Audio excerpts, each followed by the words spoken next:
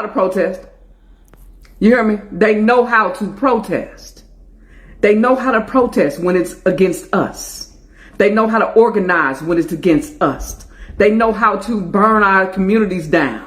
They know how to shoot at us, kill us. They know how to do everything when it's against us or against the system when it ain't about them. They know how to do it. Don't believe nothing they say. If they get in your comments talking about it's us and we don't need to do anything, because this ain't never been about we. Not never. It's always been us against them. And now that them is turned against them, now it's we. No. We all know black people, we don't like we. Who is we? Who is we? Y'all know we don't like that. But don't believe nothing they say. And don't y'all get out in them streets. They know how to protest. They can ban books and ban schools and ban history and do all kinds of things to protest against their history being known, against our history being known. They can protest a million things when it's against us. But now that they need to protest for the issues that they have caused, and all of a sudden they don't know how to do it. No. Don't believe it for 1 minute. They know what they're doing. They want us and our bodies to get out there, to be the sacrificial lambs, to be the mammies, the mules. But we're not doing it. So don't y'all get out in them streets and don't believe nothing they say. They know how to protest. Hey, look. This is a big deal that ICE killed a white woman. I was just so shocked that they did that to a white woman. I feel like part of the reason people are shocked about ICE killing a white woman is because they don't understand the layers that exist within white supremacist groups. The alt-right, white supremacists, anyone over there, anyone on that side of conservatism, hates liberal white women just as much as they hate everyone else. In fact, I won't say they hate them more, but I will say they hate them in a very specific, psychosexual, misogynistic, vengeful, resentful type of way. Because they see liberal white women, progressive white women, as traitors. Traitors to their race, traitors to their white fathers, traitors to their potential white husbands and boyfriends, traitors to the systems they're supposed to uphold. And traitors are killed before enemies, because traitors are more dangerous. A traitor can walk among you. A traitor is on the same ship as you, drilling holes in it, while your enemy is across the sea coming toward you. Renee Good wasn't a Republican stay-at-home mom. Renee Good wasn't a Republican mouthpiece telling women they should stay in the kitchen while she does the complete opposite. Renee Good was a white woman, yes, but a progressive lesbian. She's not allowed to sit over there. She's not part of their pack. They don't like her. They don't like her wife. They don't like her kid, or anything their existence represents to them. They don't see killing her as killing one of their own. They see her almost worse than they see an other. Additionally, the privilege white women have is, yes, being stereotyped as pure and dainty, always the victim, etc. There are a lot, of course. But they also have the stereotype of being connected to white men of power. Systems don't want to hurt white women because there is the belief a wealthy white husband or father who can sue or has the connections to do worse will retaliate on their behalf. Historically, there has been a high consequence for upsetting white women. And while that stereotype is still applied to liberal white women, mainly ones who meet a certain aesthetic, think coastal elites, it's much less assumed and applied to rural white women. Remember when everyone said Ballerina Farms was cosplaying as poor because she lived on a farm? Because they didn't know that farms and livestock were expensive? And again, leftist white women or progressive white women, LGBTQ white women. If this was a shooting of a white woman in Upper East Side Manhattan, it would be much more surprising. I want to address something, and this is going to probably rub some people the wrong way and maybe upset some people. But here's the thing. In this whole situation with Renee Good, she was a white woman who was murdered by a federal agent. And we have seen You see, sometimes back when black people used to go on the street and say that, Black Lives Matter, and black people are trying to stand for themselves. For the longest time, that's what black people have, because black people know that they don't have friends. And everyone that comes close to them definitely have something to gain. But I think we have seen majority of white people, if not majority, but a number of them going out there and started to claim that all lives matter. It's not like we are saying that all lives doesn't matter, but when this thing was commonly happening to black people, black folks were trying to just address the issue that was happening on their table. They were not going and talking about the issues on people's table. But since you are at your comfort place, since you saw it that black people are getting so much privilege, you started coming out and saying that all lives matter, right? So this is the thing. So for the person that you are going on the streets against them right now, you want them to come and help you. You want them to come help the mess that you have created. And I mean, this doesn't come from a point of hate, but I'm just trying to show you this. But you have to learn from the hardest point. You have to learn the hardest way. And you need to understand that now you understand the pain that you have inflicted on black people. I hope you get to learn that there are some things that you cannot try to relate until they happen to you. And this is what black people have been going through. So when you see black people on the street trying to talk about the Black Lives Matter or trying to tell you about all these things that they are going through, I hope you get to understand all these issues. Brothers and sisters, I might let you watch this video, then I'll be back. I'll be sharing my thoughts in regards to this. As you know, I'm your host and presenter, Jidok Stories. But until then, let's watch the video. I'm going to be back with my thoughts. Protests over her killing. And some people in the black community who feel marginalized by the atrocities that have happened in their community at the hands of law enforcement feel like white people never stand up for them, but black people always stand up for incidences like Renee. And I just want to say, listen, I understand the emotional situation, but you have to look at reality. White people in this country have been standing up for black people to their own detriment in many cases for hundreds of years. The Revolutionary War took the lives of 320,000 white Americans who were fighting to free black Americans. And in the civil rights movement, there's so many millions of white people who supported that, who were there with them. And today we have white people like me who say racism, bigotry is wrong and it must be eradicated from our society in order for us to have a good society. So I understand the history of it and I understand the emotional pain of it. I do. I get you. I'm with you. And I'm not blaming you for feeling this way. I'm not. This isn't a criticism of you. What I am going to say, though, is when you say no white people ever do anything, you're discrediting the sacrifice of millions of white people who stand with you. And though we cannot compare our sacrifice to yours, what we can do is stand together. So don't discredit that, because when you put negativity out there, you end up dissuading people from standing with you. Instead, put positivity out there. Encourage more white people to stand with you. That we should all stand together. An attack on the Somali Muslim community should outrage African American Christian community as much as it does the Muslim community. This is how we overcome and defeat Nazis and racism and bigotry. We do it with positivity and unity. That is what we need. It doesn't matter if Renee was white. If she'd have been black, Latino, whatever, we all need to have the same response. How do you feel about this? In short, dear white people, no.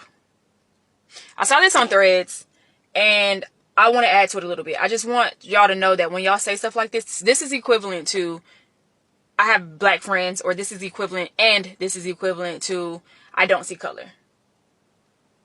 Right? When you say stuff like this is slave owner mentality. Black people, you've made your point. First of all, you've made your... Don't say... What? Okay, that's a little egregious. Change in America can't happen without black folks. We need y'all back in the fight. Please and thank you. As if we're supposed to now rush because y'all are tired of the bullshit that we once warned you about. Mind you, Kamala Harris's entire campaign was based on, hey, vote for me or else this is going to happen. So it's not like we didn't give y'all a warning. It's not like we have been warning. It's not like we have been saying stuff for forever to y'all. Right? But now we're supposed to rush and try to help the country gather itself because you're tired. No. The answer is no. This is slave owner mentality. Why? Because this is the same manner in which a slave owner was able to gather slaves. Oh, shoot, we need to take over a country. And we can't do it on our own. But we know black people are strong. We know black people have this type of capabilities. We know that if we have them, we can make them do these things for us because we cannot do them on our own. And so what did y'all do? Y'all went over. Y'all grabbed us. Y'all took us. Y'all experimented on us. Y'all ate us. I will never get over that. Y'all ate us. Y'all took our teeth and put it in yours. You experimented with medicines on us. Still till this day, we are enslaved in some way, shape, or form. I don't know if you've heard of the new Jim Crow law, but prison was set up for us to enslave us, black people. It just happens to have other criminals in there because people are going criminal. Criminals are going to criminal, right? But when you say stuff like this, it's not going to hit with us. Now, I'm only addressing this because I have so many new white followers that are like, oh my gosh, we're in support of you going to school. You know, I want to go to law school because honestly, I want the tides to turn. Mostly for my family. I don't want my niece and nephews to have to grow up in a world where they are not respected, not loved, not seen, not heard. And then we're back in the 20s, the 30s, the whatever. Right? I don't want my niece and nephews to have to experience that. I don't want my family members to have to just continue to go through all of the bullshit that's happening. But we are not here to save y'all. Y'all have to. And just like she said at the end, until white people decide white supremacy is kicking their ass too, white supremacy will remain intact. And that is exactly what is currently happening. There is white supremacy all up and through our current administration. From the White House to the Congress to the Senate. So no, I'm personally not saving y'all. I just don't want my family to have to go through the bullshit. And in turn, that is going to help y'all because I can't just do it for them. Specifically, if I want to make laws and policy and stuff, it's going to affect more than just my family members. But specifically, it is for them. And so it would be nice if y'all are like, oh shit, maybe I'm going to law school. Maybe I'm going to try to make the tides turn. Maybe I'm going to do something as a white person to help everybody else around me. Because as history shows and as present day shows, black people ain't going to be heard anyway. I know we all love Jasmine Crockett. She's amazing. I love her work. Absolutely love her. But she's a black woman, and I would not be surprised if she does not get that seat.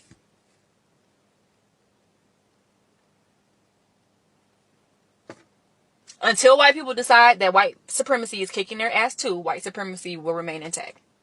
You know what I don't get and what I don't understand? It's like we all know there's a lot happening right now in this country. But for some reason, the black people will always be called out.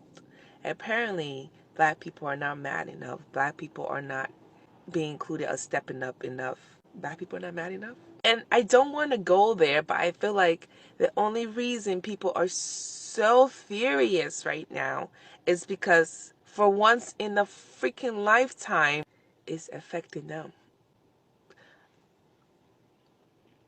You didn't mind voting. Like, looking at those voting numbers, the YT husbands and the YT wives or YT women were voting for him. Granted, not every YT people are like that. Black people are just minding their business, right? Now we're not doing enough. Like, why can't we just all just focus on what we need to do?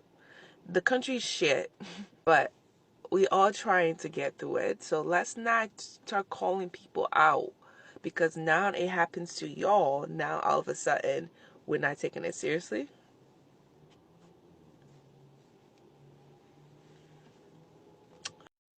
Why a lot of these people aren't mad enough is because it's hard for them to be mad at themselves about something they know that they caused.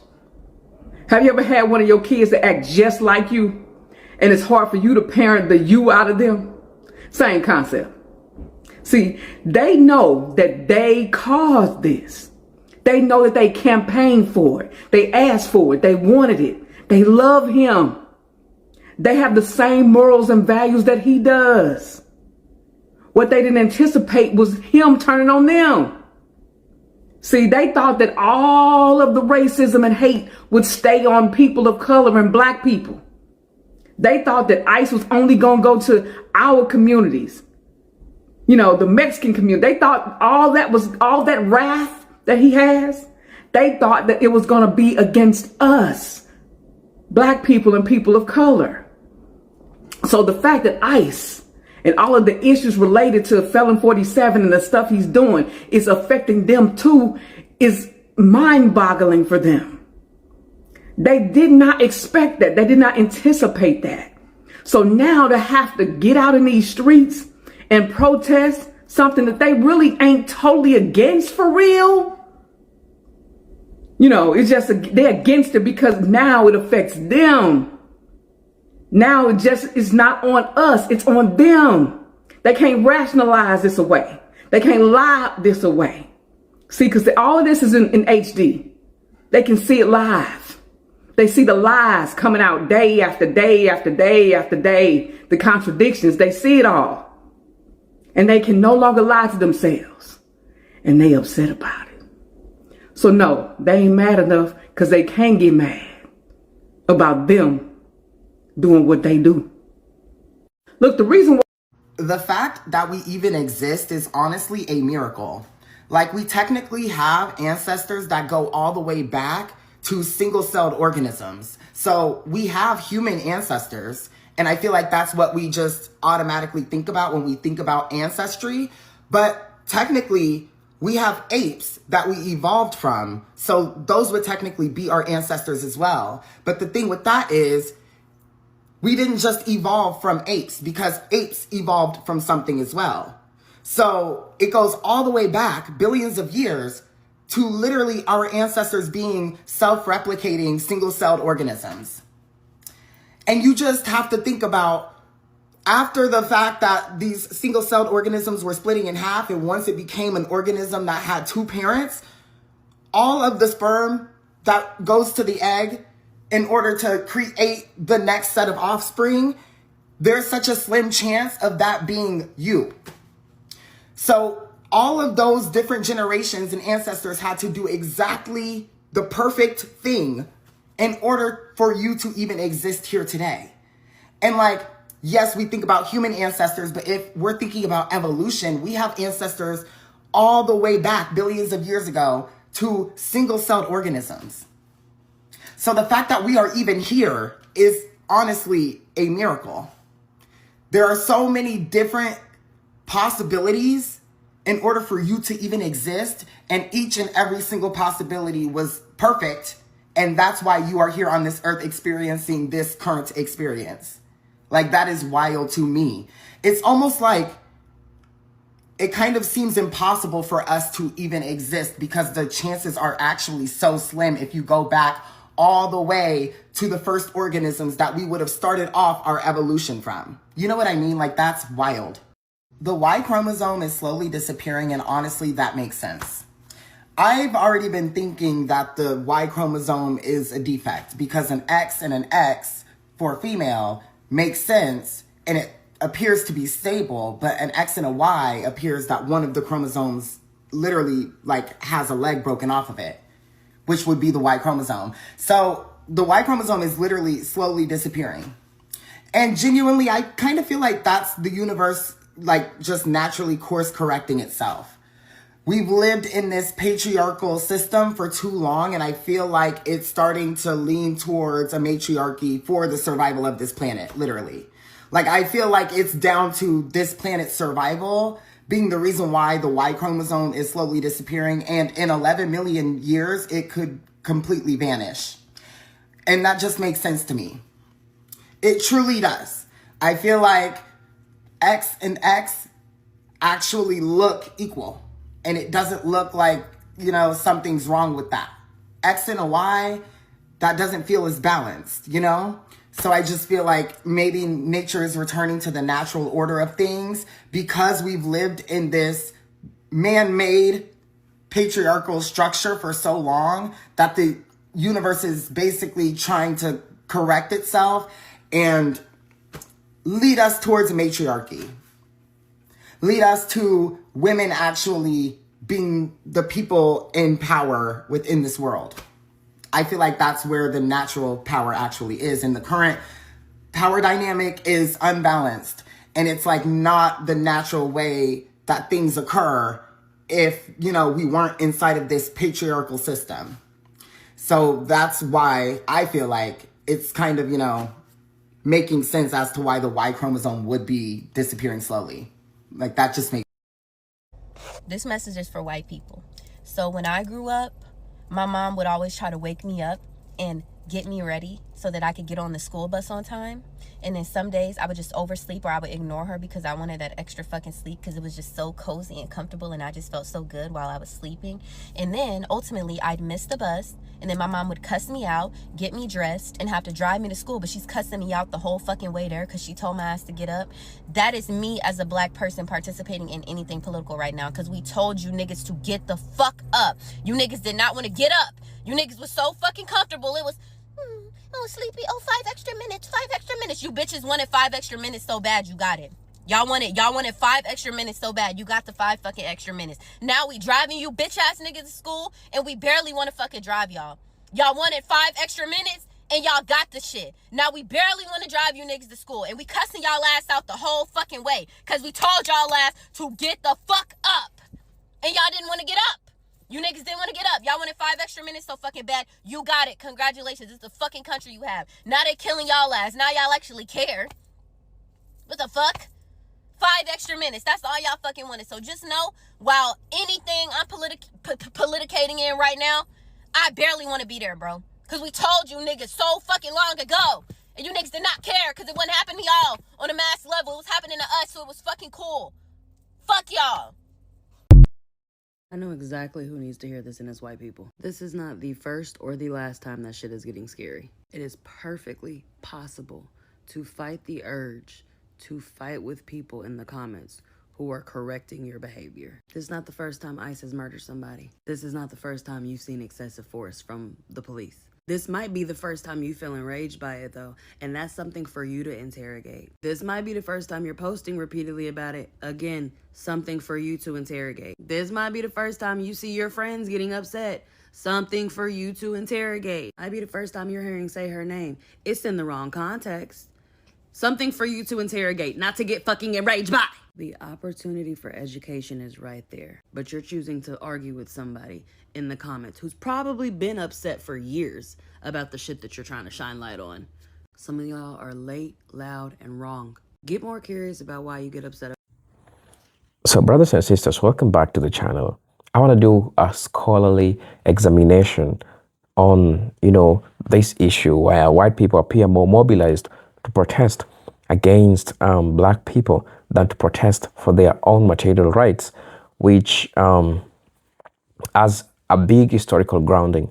Remember when we talked about, we have social scientists that have tried to look into why do black people vote against their own interest? Why do white people, not black people, why do white people have this, what we call the self-sabotage, right? So social scientists will first clarify that this pattern does not apply to all white people, but rather are recurrent tendencies within dominant groups operating under conditions of racial hierarchy.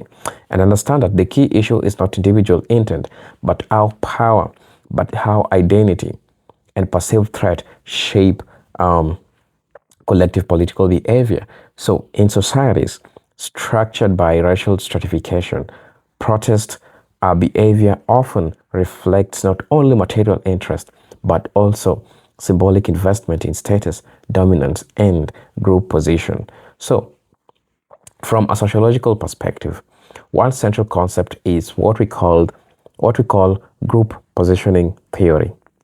So this group positioning theory was developed by Albert Bloomer or Blammer, depending on how you call him. So this theory argues that dominant racial groups are less motivated by absolute deprivation and more by perceived threats to their relative status. So when black communities mobilize for civil rights, equality, or redress, these actions are often interpreted by segments of the white population as challenges to an existing racial order. So, protest activity then emerges not in response to shared economic exploitation, such as wage stagnation, healthcare access, or labor precarity, but as a defensive reaction aimed at preserving symbolic and material advantages historically associated with whiteness. So thus, protest energy is activated more, right? It's activated more readily by perceived racial threat than by class-based grievances. Also, political economy further deepens this analysis. Understand that many white working and middle class populations experience decline living standards due to neoliberal restructuring, automation, and capital concentration. Now, scholars like E.B. Du Bois and later David Rodriguez have shown these psychological wages of whiteness, which often substitutes for material gains. So this non-material wage, that social status, presumed innocence, proximity to power, discourages sustained protest against economic elites, because such protests will require recognizing shared exploitation with racially marginalized groups, and instead, racially marginalized groups become a safer outlet. It deflects frustration downwards rather than upwards, targeting Black people rather than systems of capital and governance. Also, media studies also offer a critical insight because research demonstrates that protest framed as law and order issues, especially when associated with Black resistance, receive disproportionate attention and emotional amplification in mainstream media ecosystem. White protests against Black movements is often legitimized as concerns for stability, for patriotism or tradition, whereas Black protest is framed as disorderly or threatening. So this asymmetrical framing conditions political socialization.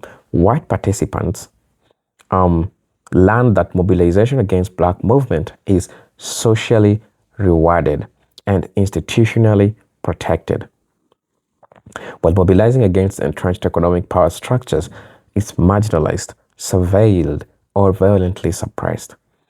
And the psychological research on social identity and moral licensing further explains this pattern because members of dominant groups are more likely to perceive themselves as politically neutral or apolitically until their identity feels challenged.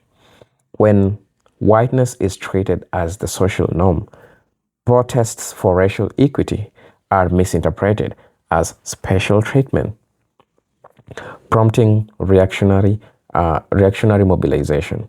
Conversely, protesting for universal rights such as healthcare or housing requires acknowledging systemic injustice and one's own relative advantage within it. So this acknowledgement produces cognitive dissonance, which is often avoided by redirecting political energy towards oppositions rather than self-critique. Also, historical analysis reinforces this understanding.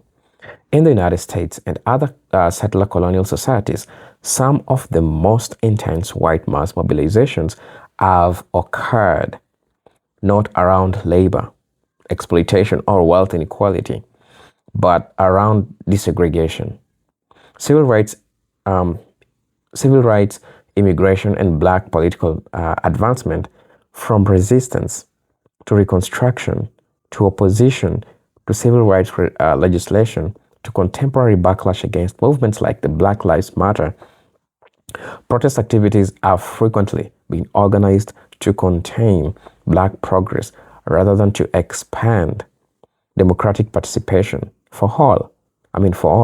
This historical continuity suggests that racial racial hierarchy has functioned as primarily organizing principle for political action among dominant groups.